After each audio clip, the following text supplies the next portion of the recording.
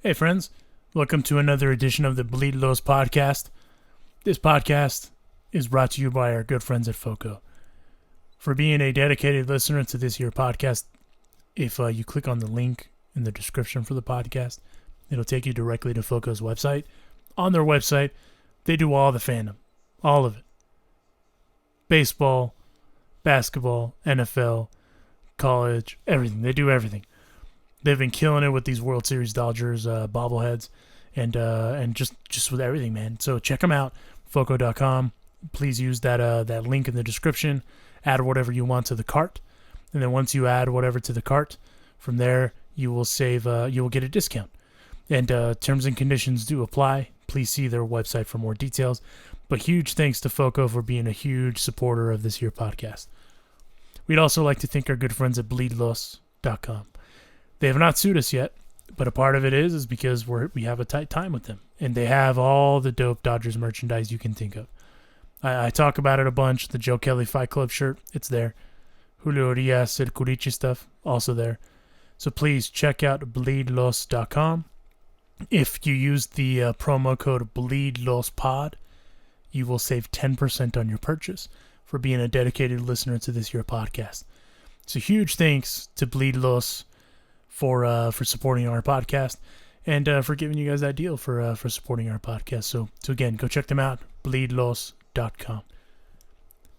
And thank you for subscribing and listening to our little podcast.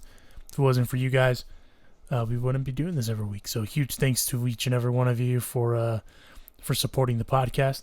But on that note, here is another edition of the Bleed Los podcast.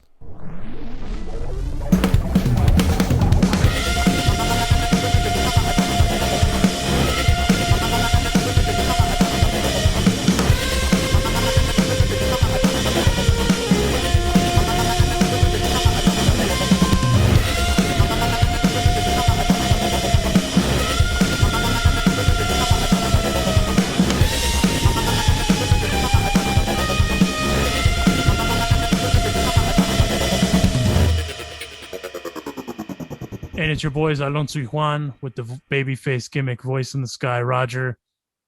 Pretty good week, Juan, of some Dodgers baseball. Can't complain about a sweep. Can't complain about going 2-1 against the Padres. That is, of course, unless it's Roger who just demands excellence and expected two simultaneous sweeps. But all in all, though, I feel like the Dodgers, for the most part, are firing on all cylinders. But before we dive too deep into it, how are you feeling? Yeah, I'm feeling good. I mean, you're absolutely right. It's another week of them going 5-1. So we can we're going to go over it in today's show, but there is a part of me that feels like we're really going to be nitpicking at this team.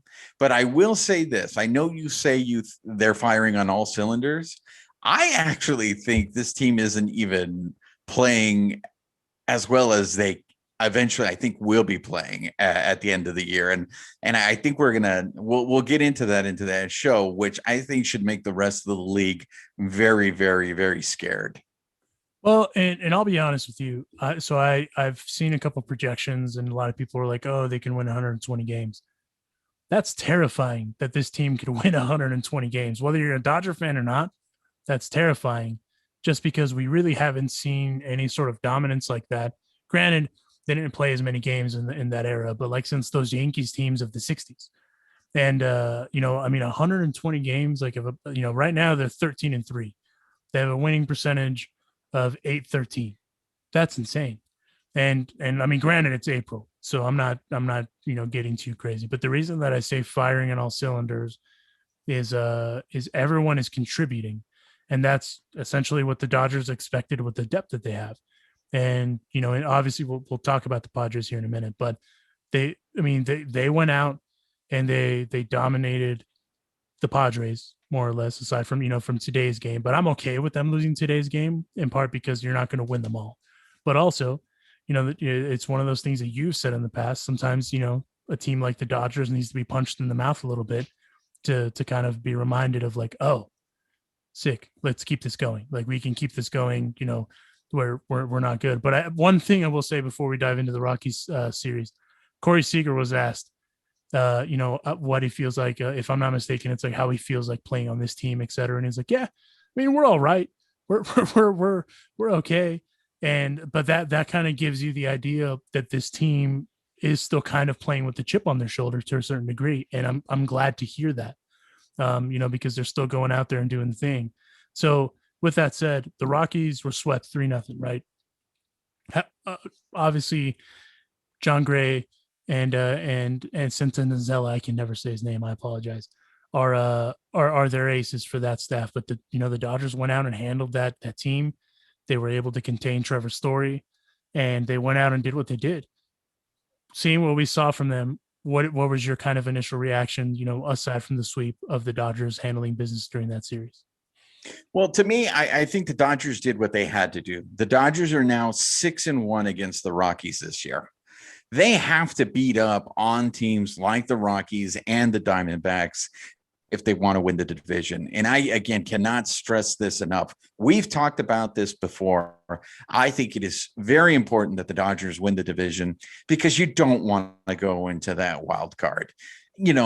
All week, all I heard in anticipation for the Dodgers Padres series is how great the Padres were. Well, up until that series, and actually now, if you look at the standings, the Padres are chasing the Giants. The Giants are the surprise team. And if you listen to our shows, go back and check the episodes. I said the Giants are a team that we're going to have to keep our eye on because they may be competitive. And so far, the Giants are showing that. The Giants are right up there. The Giants actually took 2 out of 3 against the Padres. So for the Dodgers to just go out there and stress, the important thing is to win series. And guess what? In all of Major League Baseball right now, there are only 2 teams that have not lost a series so far this year. The Dodgers are one of them. Do you guys know who the other team is? No. Yes. Go ahead, babyface. The Royals. The Royals of Kansas City are the other team that has not lost a series this year. I'm telling you, if you go a whole season not losing series, you're going to be in very, very good shape. So for me, yes, it seems, especially after the Padres series, that Rockies series was very anticlimactic. It was very ho-hum. The Dodgers dominated that series. Even that last game on Jackie Robinson night got a little dicey, but then they came back and won, and they did what they were supposed to do. So they're not going to get any kudos for that, right? Because up until the Padres series, you're going to hear, well, who have they played? Especially from San Diego Padre fan. They're going to tell you, who have they played? So you guys have beaten up on the Rockies, you beat up on the Nationals, you beat up on Oakland. Up until that point, they were all teams that were under 500. The Nationals are still struggling a little bit. Oakland is starting to play a little bit better. They've won 8 in a row now. Yeah. So, I mean, maybe we got them at the right time. So the thing is you can only play the guys that are in front of you. You can only deal with the team you're playing at that time. And so far, the Dodgers have been just taking care of business. Well, and we talked about it a little bit. These guys, the starting pitching for this series, even with today not being great for Trevor as far as it being the result being a win, but the pitching in the San Diego series was out of this world. And what I mean by that is the series themselves, the series itself was out of this world. I mean, I didn't expect to have, three postseason feeling like games, if you will, this early into the season. In my opinion, this is so far the series of the year. Had a little bit of everything. Things got chippy between Jerks and Profar and Clayton Kershaw. Obviously the Mookie catch was huge that we'll talk about here in a second. But I mean, all in all, I mean, the series lived up to the hype and then some. I think. What was your kind of feeling and takeaway from the Padres series? That series was intense. I mean, Friday's game was just intense. I will say this. The Dodgers won 2 out of 3 in that weekend series against the Padres. The Dodgers could have very easily lost all 3 games. Yep. Yeah. Let's be realistic. As much as we don't want to admit that, they could have very easily lost Friday night's game. Dennis Santana came up huge in the extra innings there. If Mookie doesn't make that catch on Saturday, that's a tie game, and who knows? Maybe the Padres end up scoring 3 runs in that bottom of the ninth and walk the Dodgers off. So, these games are all very, very close, and we're going to still see. We got a 4-game series coming up next weekend at Dodger Stadium. They will play each other in a span. They're going to play each other 7 times in a span of 10 days. So this is what we wanted. And I really wish that every team in the division was like this. I think it's good for baseball. I think what happened this weekend was very good for baseball. The unfortunate thing is it happened on the West Coast. So none of these East Coast people saw how intense that game was on Friday. A lot of these people probably didn't watch the fantastic pitchers duel that took place on Saturday. So again, all we're going to hear about is the Red Sox. We're going to hear about why the Yankees are struggling. And it's too bad because the teams on the West Coast are playing very good baseball. And like Babyface just said right now, the Oakland A's have won 8 games in a row.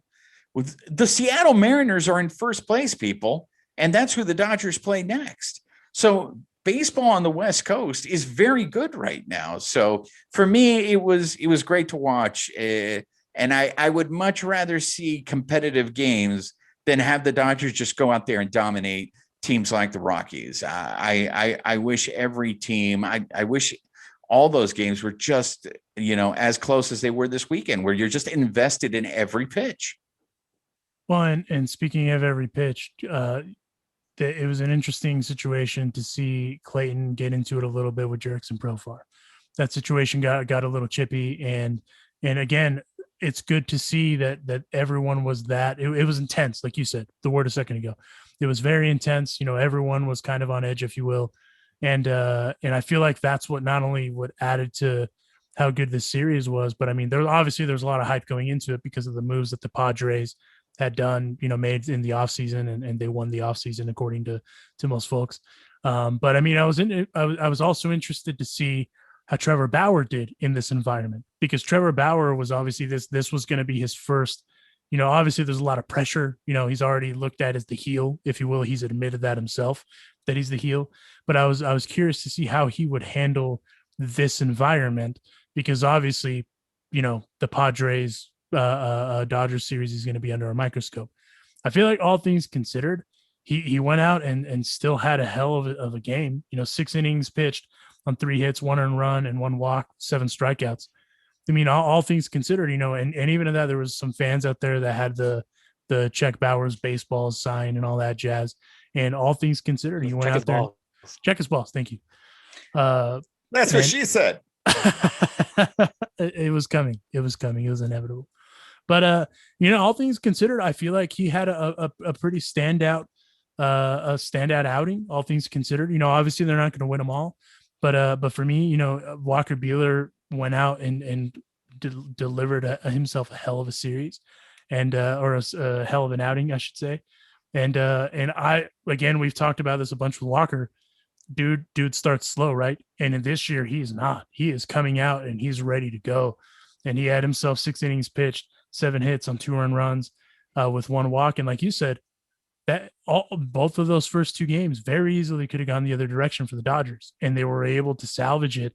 And the dude that salvaged it was Mookie Betts. Mookie Betts, without going out there and just laying it all out there. And we were talking about it before we came on. Very similar to the AJ Pollock catch, obviously different ends of the field, but very similar as far as how that catch went. But I mean, the Mookie it's not fair how easy that dude makes the game look. Like it's even when there's at bats and stuff like that, it's just simply not fair.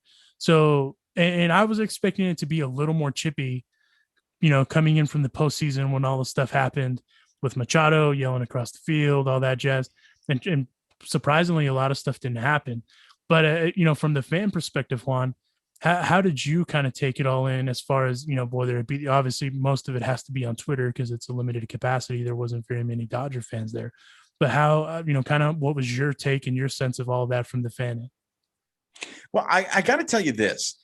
I really think in terms of that intensity came from the Padres. I feel San Diego brought that intensity first, and the Dodgers reacted to it because up until that series, everything you heard from the Dodgers, I mean, Corey Seager was saying it. This is just another series. Clayton Kershaw had said, our rival is whoever we're playing.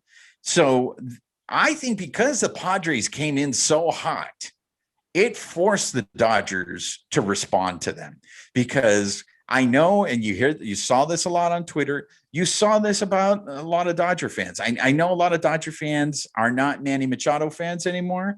I know it's very fashionable to hate on Machado because of his personality, but the guy is good. The guy is a damn good player. I think what's so frustrating about Machado is so good that he makes it look like he's not trying. And I think he gives off this lackadaisical approach, but guess what? He didn't have that. How many stolen bases did he have in this series? I mean, he alone, that game that Jansen pitched where he gave up the run to tie the game, a lot of that was because of Machado. Machado stole the base, stole second base, moved to third on the wild pitch, because all that happened after 2 outs. So, I mean, I think Machado is playing with a bum shoulder, and I think he has some other ailment, but he came to that series and you could see that he wanted to beat the Dodgers. And that's everyone on that Padre team. They wanted to send a statement. So I think the Dodgers did the best thing they could do, was when they won those first 2 games, they punched the Padres right back in the mouth. And now the Padres, who were probably feeling themselves going into that series, now have to sit there and go, oh, damn, we gave these guys our best shot. I mean, Darvish was fantastic on Saturday. I mean, he was throwing lights out. So Darvish was pitching great. I mean, they came with the intensity. And those first 2 games, the Padres had nothing to show for it. The Dodgers went ahead and handled them. So for me, that intensity was definitely worth. I'm glad the Padres brought it, because, and I'm happier with how the Dodgers responded to the Padres' intensity. And, I can't say enough about Trevor Bauer. I mean, Trevor Bauer's ERA is 2.42. Trevor Bauer could very easily be 4-0. The 2 games that he has no decisions on, he left those games with a lead. The bullpen just wasn't able to hold it. The other thing that's scary to me about Trevor Bauer, the guy has 36 Ks on the season so far. The guy's averaging 9 strikeouts a start. I mean, he's great. What you mentioned, Walker Buehler. Walker Buehler's ERA right now is 2.0. He did his job. He pitched 6 innings. He gave up 2 runs. He left that game with a lead. So the starters, in my opinion, I mean, the starters, and this is what I was talking about when you had mentioned that the Dodgers are clicking on all cylinders. I don't think so, because I feel like the starting pitching is carrying them. That's what it feels like. But when you look at the numbers, this is what's so crazy. The Dodgers rank 3rd in all of Major League Baseball in batting average going into Sunday's game. The Dodgers rank 2nd in all of Major League Baseball in runs scored going into Sunday's game. They're putting, their offense is actually putting up numbers. They're 2nd in home runs going into Sunday's game. And it doesn't feel like it. It doesn't feel like, because of, maybe it's because of these past 2 games and the way they've been shut down offensively. But guess what? The Dodgers have the 2nd best ERA in all of Major League Baseball. You know who's the team that has the best ERA in all of Major League Baseball? The San Diego Padres. Yeah. So maybe there was a reason. Maybe there was a reason why the Dodgers offense struggled this weekend. But even with the Dodgers offense struggling this weekend, they still took 2 out of 3 out of a team, and they have a 3.5 game lead so far over the division. Well, and all credit to the Padres too, because they fought tooth and nail too. They didn't come, expecting it to just be like, oh, we're just going to sit here and get beat up. I mean, they went out and did their thing. They capitalized on mistakes too, especially today on getting that win over the Dodgers. And so, I mean, they grinded all the way through, just like you said, Juan. They had an opportunity to win, all 3 games. And so it's going to be fun watching this series, throughout the year. And for us, we're lucky enough to be able to see it again as soon as this weekend. So I'm pretty stoked about that. But you want to know what's scary with Trevor Bauer, as you were talking about his stats? His whip is 0.62.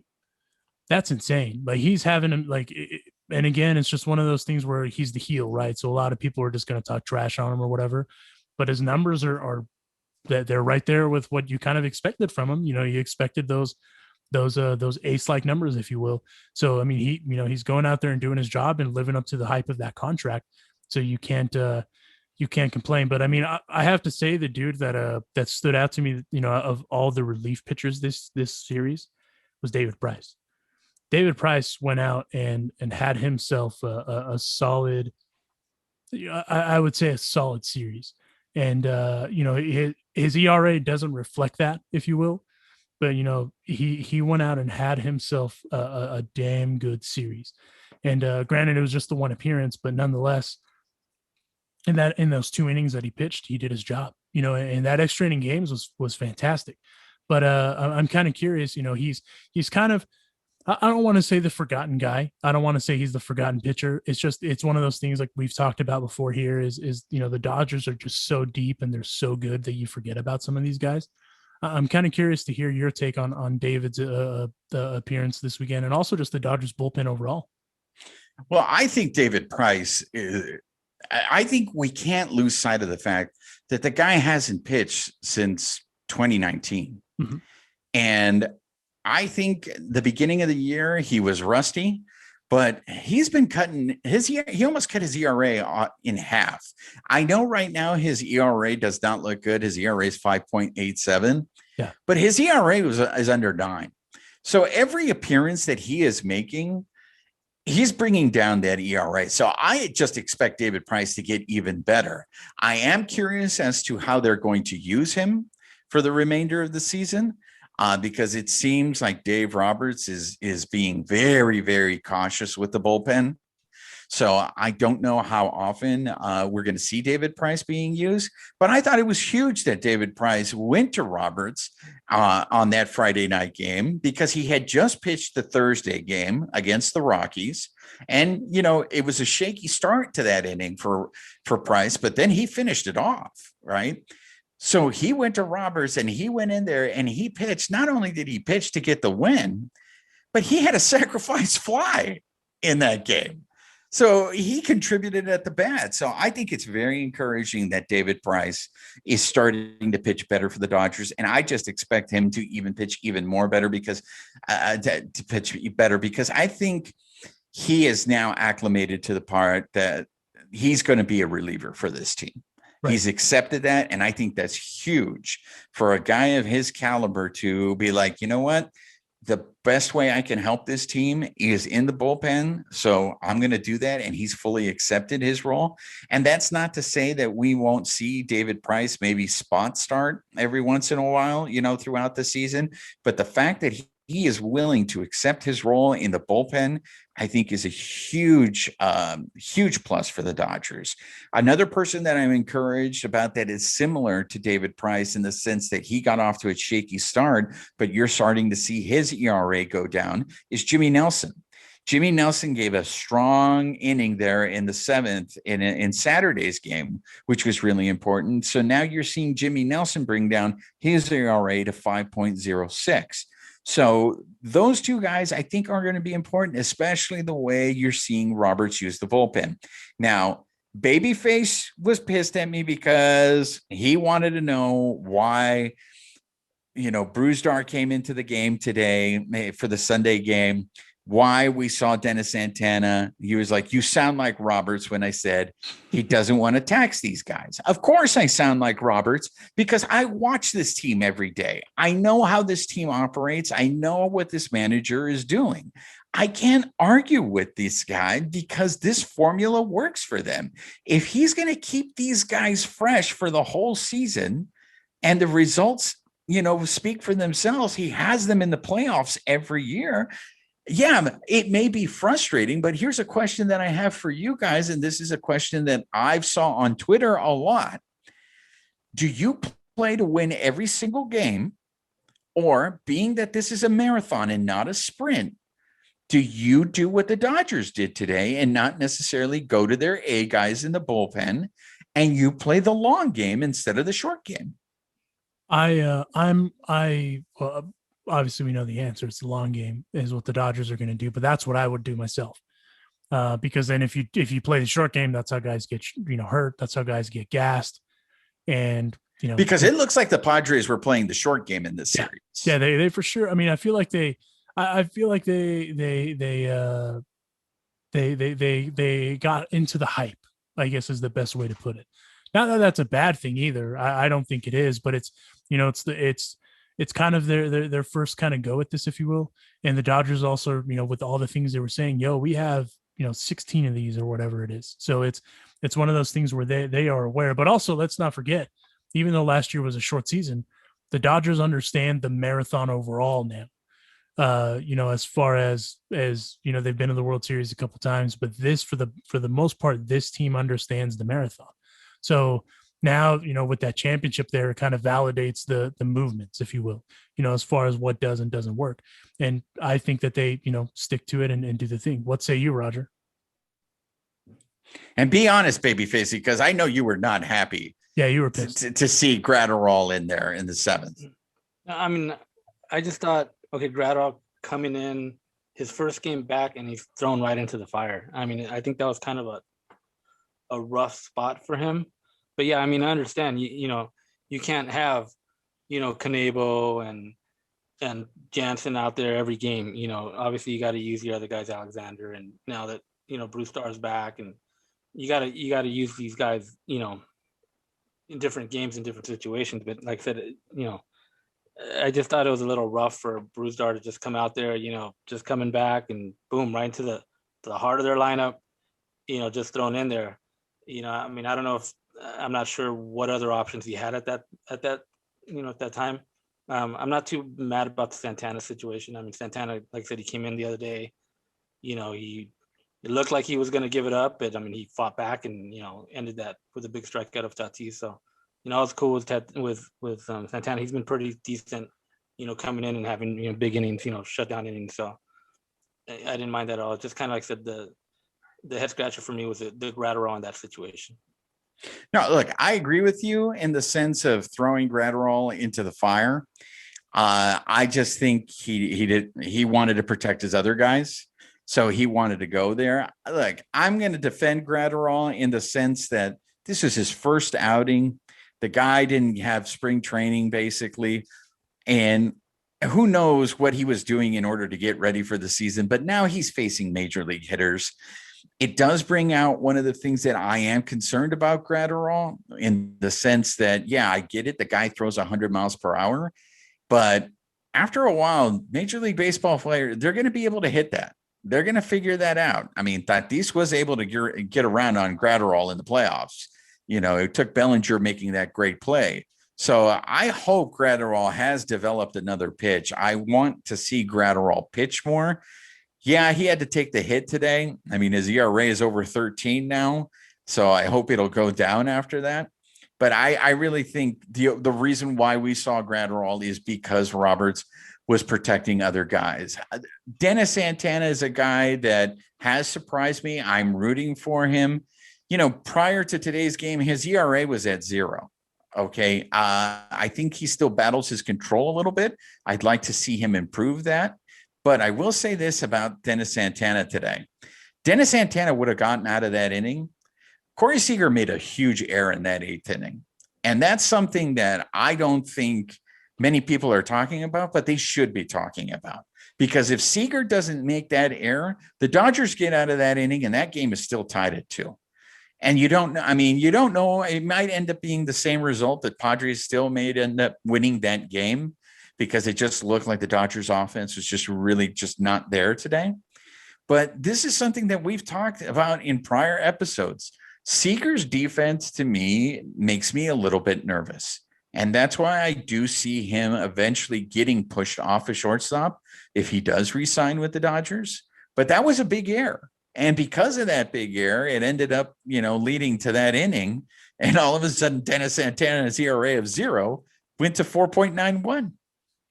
Well, and even in that, talking about protecting guys, obviously we'd seen Blake Trinan in consecutive nights, Corey Knable, in the series, obviously we kind of know what happened there with Corey, rocked a little bit, and also Jimmy Nelson was out there, and then Bruce Starr came back from the IL. I know a huge thing that they've talked about with Bruce Starr is they want to use him in high leverage situations. I feel like that was kind of a high leverage situation, if you will, but just to kind of try him out there, if you will. But at the same time, I get it because they've kind of used everyone over the last few days. So it's kind of one of those like, hey, let's see what he does. I just feel like he's going to be unfairly criticized, if that makes sense. Because at the end of the day, they were trying to protect the other guys, and then they have a short 2-game series going up to Seattle, and Seattle's no joke either, as you were talking about a minute ago. They're first in their division too. So it's one of those things where they'd also, Dave talked about it, they don't want to overtax guys in April. And I understand that. I get it. So I'm not going to knock it because at the end of the day, they still won the series. And for me, I'm sure they'll prefer, losing this game, but still winning the series over kind of nitpicking at that stuff, if you will. Let me ask you this, guys. Do you think that the minute the Dodgers won that series, Roberts managed the Sunday game much differently? That's a good question. I digress to you first, Babyface. I'm kind of curious to hear your take on it. I think so. I mean, I think Roberts has said this, the goal is to win series. So that's the first priority, to win series. Now that they had the 2-0 lead, they knew that they had a little bit of wiggle room, you can say, in this game coming in. So I think probably, I mean, if they would have been definitely down 0-2, I mean, they definitely would have needed this win. Or even if it was split, I think the goal would have been to win the series. If it would have been split, I would agree with that 100%. If they would have been down 0-2, I agree with that too. But I mean, they clearly felt like they had wiggle room, if that makes sense. Well, yeah, but here's the thing, right? When you look at this whole season, the Dodgers are 13-3. Mm-hmm. The Dodgers very easily, I know this makes Babyface very happy, they could very easily be 15-1. Right. I don't, that opening day game, I just don't think it was in the cards for them to win that game. Right. But that game in Oakland and then the game on Sunday, it's the bullpen that let them down.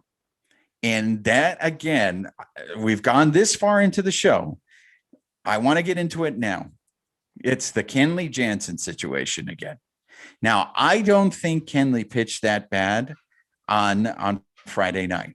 But the truth of the matter is, he's your closer. He gave up that game-tying run after 2 outs. That whole situation happened after 2 outs. He is a different pitcher the minute a runner gets on.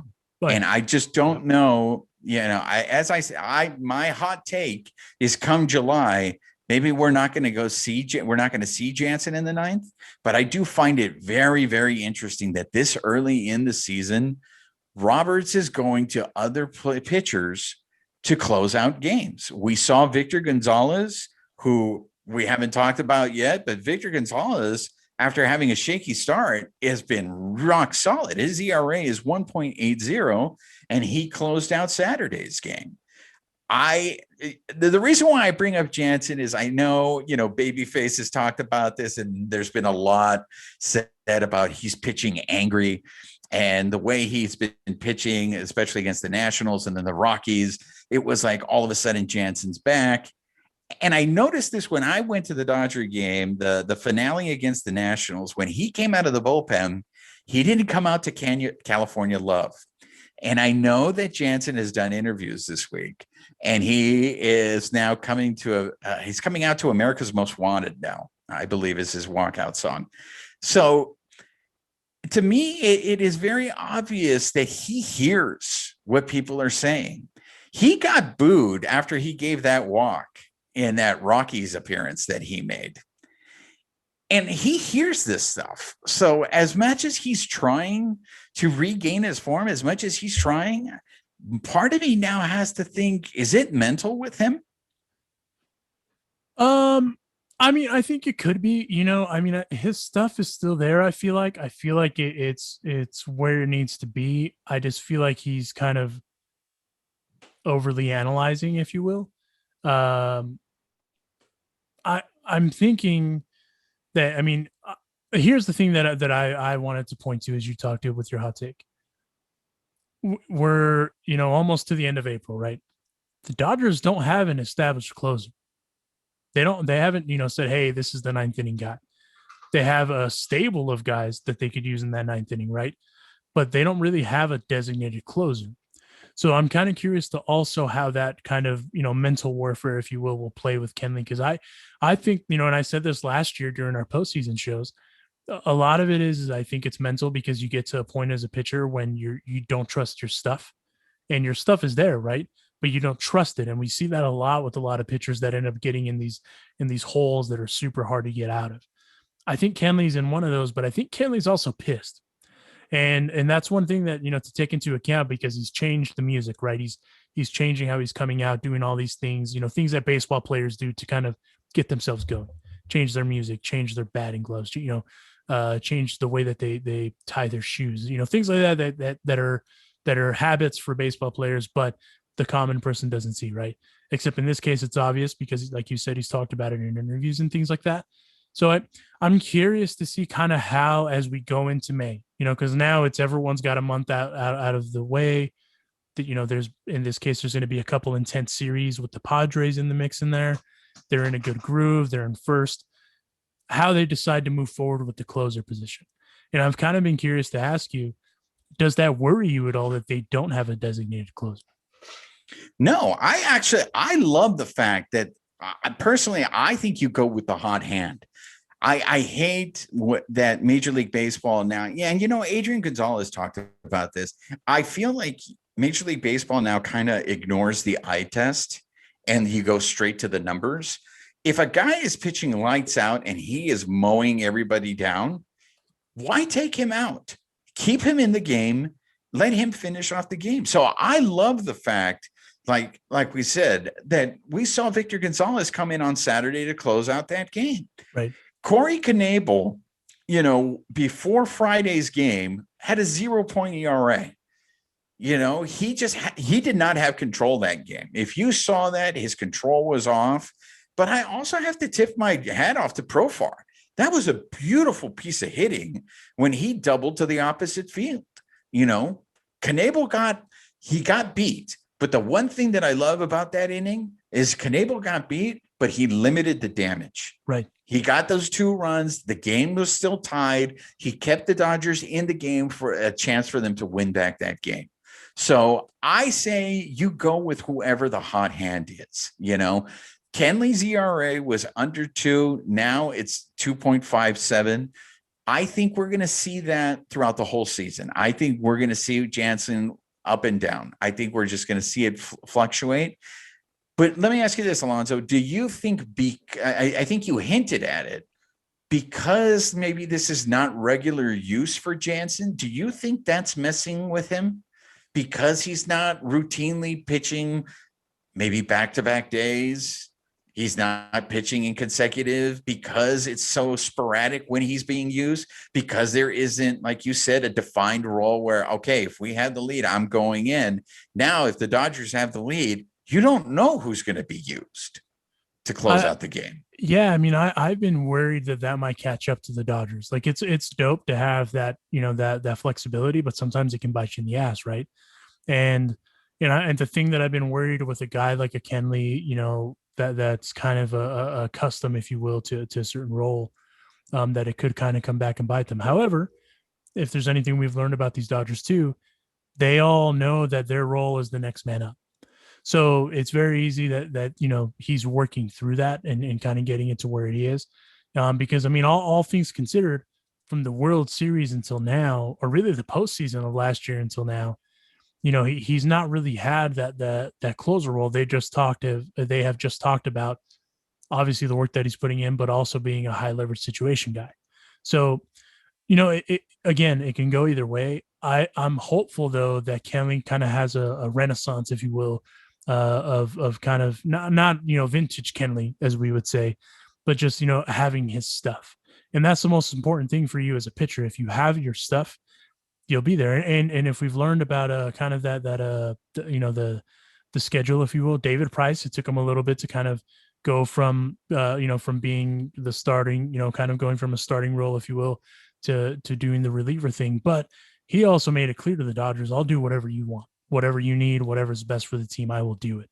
So Kenley's obviously in that mindset as well too.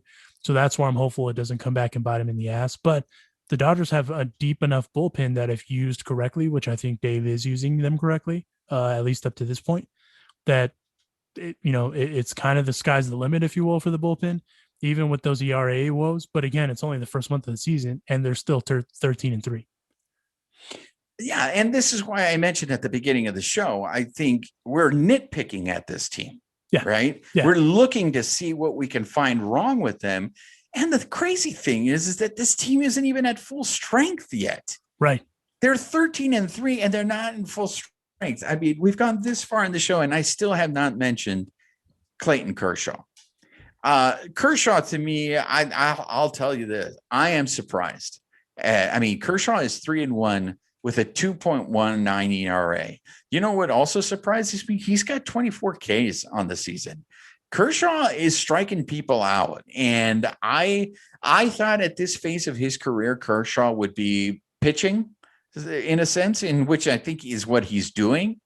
But the fact that he's striking out as many people as he's striking out, but there are just so many intangibles that Kershaw brings to the game. And I go back to that game on Saturday against the Padres. Not only, I will tell you this, he's right. That was a bullshit swing by Profar. Yeah. Because Profar got fooled and he swung literally, he chopped down to hit Barnes's glove. So that was a bullshit swing. And I'm glad that Kershaw is a red ass when it comes to certain things. But the one thing that I really loved about Kershaw in that game was that at bat that he had against Darvish that led to the Dodgers' first run. I mean, he was fouling pitches off. I mean, this was our pitcher. Our pitcher is the one who was giving Darvish a battle after he was mowing everyone down.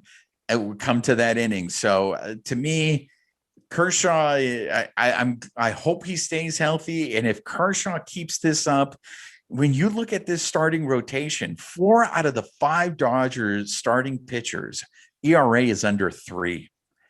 I mean, the starter with the highest ERA right now is Julio Diaz, and his ERA is 3.86. And it's only because he's had a few shaky innings in his last couple of starts that he hasn't been able to get out of. And he's also been victim of the home run ball. But to have that starting pitching that the Dodgers have, you want to know who has the lowest ERA for their starters? Their number 5 starter, Dustin May. Dustin May has an ERA of 1.74 right now. I mean, how scary is it going to be when Dustin May figures things out for this team? And that's the crazy thing about Dustin May is Dustin hasn't even figured it out yet. And all the props in the world to him. But, going back to Kershaw's pitching, right? Like you said, he's pitching. But it's crazy that sort of just pitching, quote unquote, is so elite that it's not fair.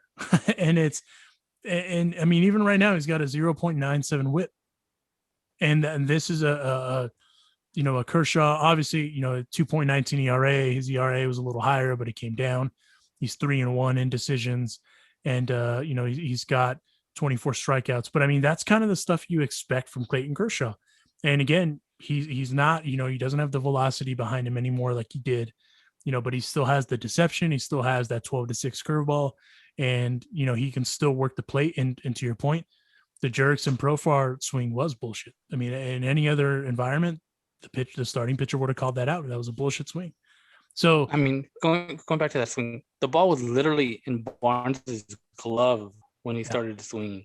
If you look at it, the ball's in his glove, and then he chops down and swings. Exactly. Come on. Yeah. Yeah. Yeah. And I mean, do they have a case in the sense where it looks like Austin reached a little bit? Yeah, maybe. But it still doesn't change the etiquette side. That was a bullshit swing. And I would have done the exact same thing as Kershaw. I would have said it was bullshit to his face too.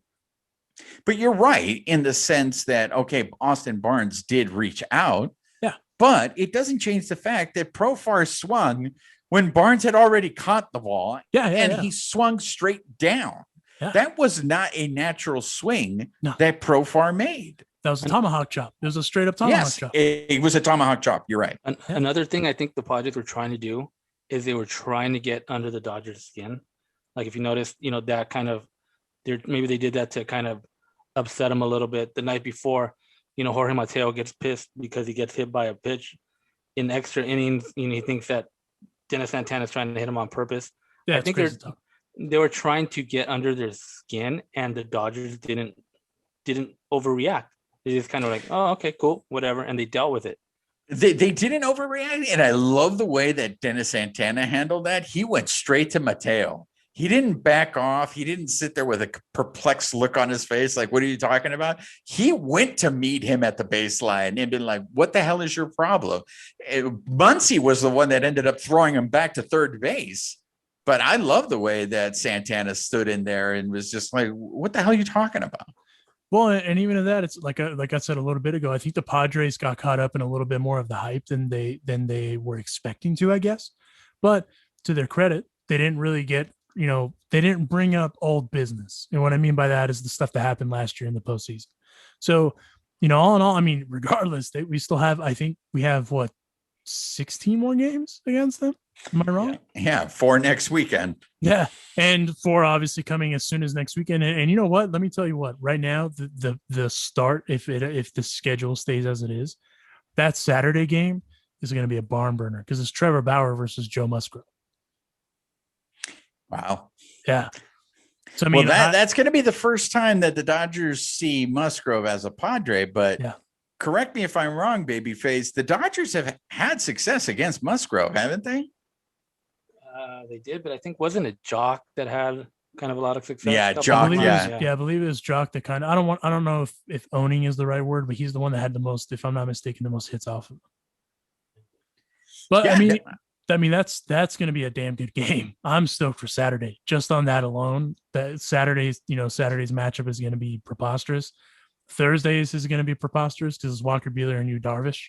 So I mean it's one of those things where I mean, and also Dustin May is going to be seen in that series too on Sunday, and that's the TV game, the ESPN TV game that is. So I'm sorry, I will say this: I think the pressure is on the Padres next weekend. Yes, because if the Dodgers end up winning that series again, guess what? I mean, if the Giants have a bad week, the Dodgers are going to be putting a lot of distance between these teams this early. And now you're going to be seeing like, well, are we playing for the wild card then? If you're the Padres? I think for the Padres too, they're at that disadvantage that the games are at Dodger Stadium because they usually don't bring the same energy that they do that they have at home. So now they're coming to LA. I think they're a much different team on the road, especially in LA, because they're not going to have their crowd behind them. So I think they're at a big disadvantage there. What I'm curious to see is if the Padres pitching, staff does what they did this weekend to them, because for the most part, they were able to contain the Dodgers to a certain degree, and they were able to contain that offense. And now obviously they have to take the show on the road. So it's going to be curious to see if they can contain that Dodgers offense, because all things considered, the bats were kind of quiet, all in all. I mean, obviously Chris Taylor had a phenomenal series, and, they did a little bit more of the small ball, end of it. And it wasn't, they didn't rely on the long ball or anything like that. But it's one of those things where all things considered, the Padres still were able to contain the Dodgers offense. And like Juan said earlier in the show, the Padres very easily could have also turned this into a 2-1 for them in their favor as well. I mean, it was that easy. But I mean, that's, again, in my opinion, this was so far up to this point, the series of the year. Will they repeat it next week? We'll find out next week. But I mean, I won't be mad if they repeat it. I just want to add this because we've gone the whole show and we haven't talked about him, and that's Justin Turner. Mm-hmm. Justin Turner, it's amazing because I'm guilty of this. I was like, maybe the Dodgers should have moved on from him. There's no way we should have, given him what he wanted and all that stuff. But man, I'll tell you this right now, I'm so glad they did. The guy, I mean, I know he came into spring training in great shape. He's doing that whole 30 thing. And because of that, he doesn't eat cheese. So he's destroying all the nachos that he can find in a stadium. But I mean, the guy's hitting over 400. He leads the team in home runs and in RBIs. He's got 5 home runs, 16 RBIs. without Justin Turner, I'd really be worried if the starting pitching wasn't as good as it was. I'd be really worried in terms of where this Dodger team is, because their offensive leaders, aside from Justin Turner, are Zach McKinstry. So raise your hand if you had that on your, preseason prediction. McKinstry's hitting .319 with 3 home runs and 13 RBIs. And Muncy's hitting .302 with 3 home runs and 10 RBIs. Other than that, you have guys who have cooled down. Corey Seager was hitting .600, and now Corey Seager is hitting under .300. Mookie Betts has cooled down a little bit. He's hitting under .300. So, Justin Turner, big ups to him. I mean, I think with all the superstars the Dodgers have, they have Bellinger, they have Mookie. Turner still might be this team's MVP because the guy is just super consistent. And we haven't even talked about the injury woes that we ran into now with Cody Bellinger having that hairline fracture. And then today, Gavin Lux went to the 10-day IL for sounds like a wrist injury of some kind. So, Sheldon Neuse and Alex Vesia, I think is how you say his last name. But he already got optioned when they brought up Gratterall. And then they activated Gratterall.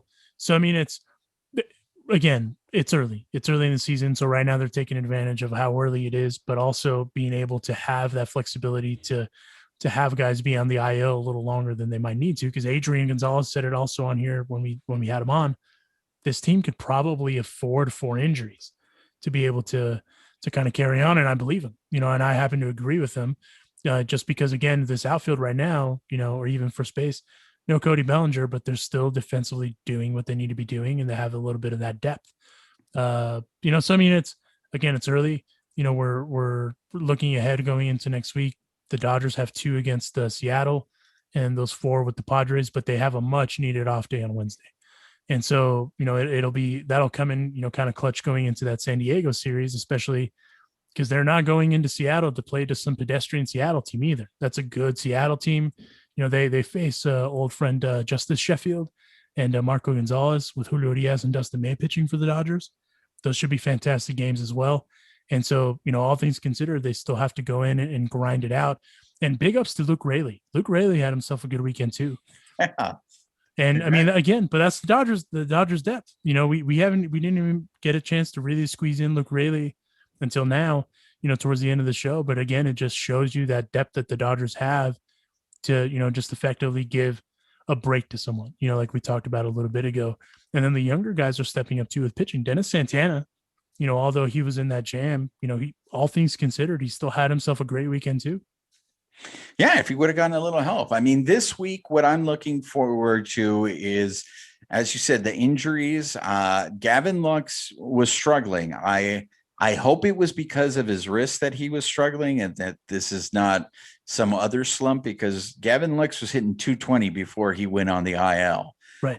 With 5 RBIs. AJ Pollock is another guy who's nursing a growing injury. So, if we're going to lose those 2 guys, other people need to step up. And in my opinion, 2 people I would like to see step up because their struggles are starting to make me a little nervous are Edwin Rios and Will Smith.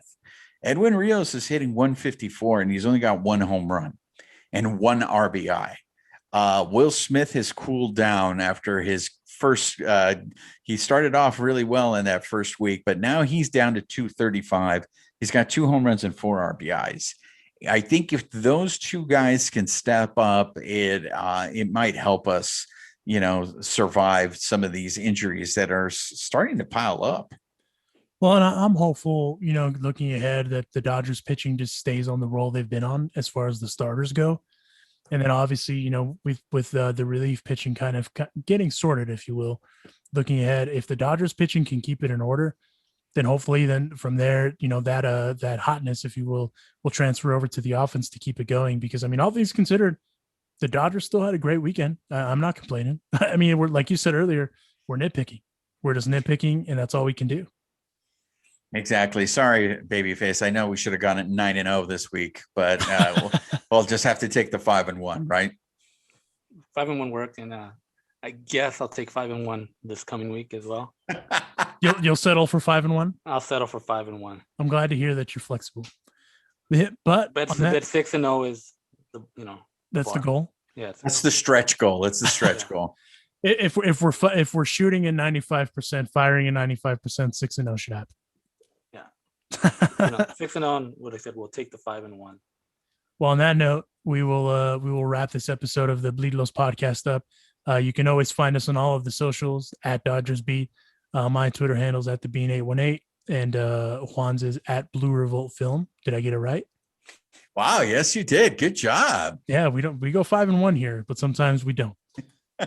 And the podcast has its own handle as well. And the podcast has its own handle. Yes, at Bleed Los. But it was a great week. I'm not complaining. I had a great time. I know Juan had a great time. Did you have a good time this week, Roger? I had a fantastic time. Aside from the I can't believe you, man. You are so miserable. I mean, they're 13-3. Yeah. They're 13-3, and I still don't think they're playing their best baseball. And they're 9.5 up on the Rockies. It should be 15-1. I'll take it. I'll take it. It is true. They could be. Once again, we're nitpicking. 15-1, but once again, they're nitpicking though. Yes. And it's early.